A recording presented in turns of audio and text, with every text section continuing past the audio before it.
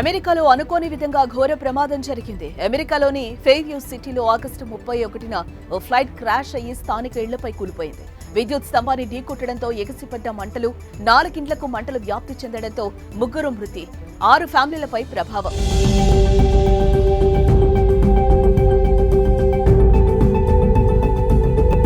అమెరికాలో గత కొంతకాలంగా ప్రమాద ఘటనల పర్వం కొనసాగుతూనే ఉంది. ముఖ్యంగా ఇటీవల కాలంలో అమెరికాలోని పలు ఎయిర్పోర్టుల్లో సైబర్ అటాక్స్ సహా అమెరికా ఎయిర్లైన్స్ కు సంబంధించిన ఫ్లైట్లు కొన్ని టెక్నికల్ ఇష్యూస్ కారణంగా ప్రమాదాలకు గురయ్యాయి.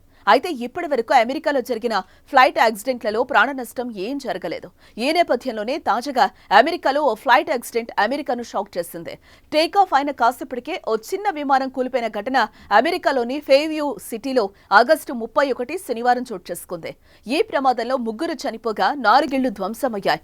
ఘటనా స్థలంలో మంటలు ఎగసిపడుతున్న వీడియోలు సోషల్ మీడియాలో వైరల్గా మారాయి.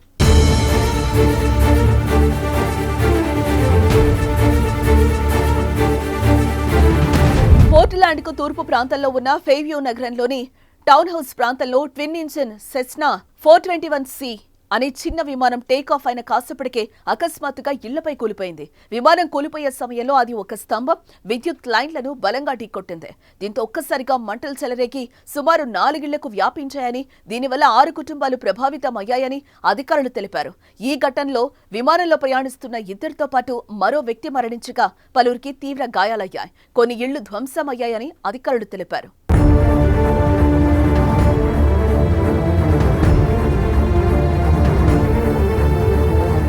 విషయం తెలుసుకున్న రెస్క్యూ సిబ్బంది ఘటనా స్థలానికి చేరుకుని సహాయక చర్యలు చేపట్టారు. క్షతగాత్రులను ఆసుపత్రికి తరలించారు. అయితే కూలిపోయే ముందు విమానం నుంచి ఎటువంటి ఎమర్జెన్సీకి కాల్స్ రాలేదని అధికారులు తెలిపారు. ఈ ప్రమాదంపై నేషనల్ ట్రాన్స్పోర్టేషన్ సేఫ్టీ బోర్డు విచారణకు ఆదేశించింది.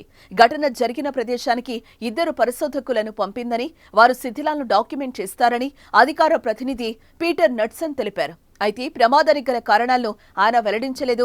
ఘటనకు సంబంధించిన వీడియోలు, ఫోటోలు సోషల్ మీడియాలో వైరల్గా మారాయి.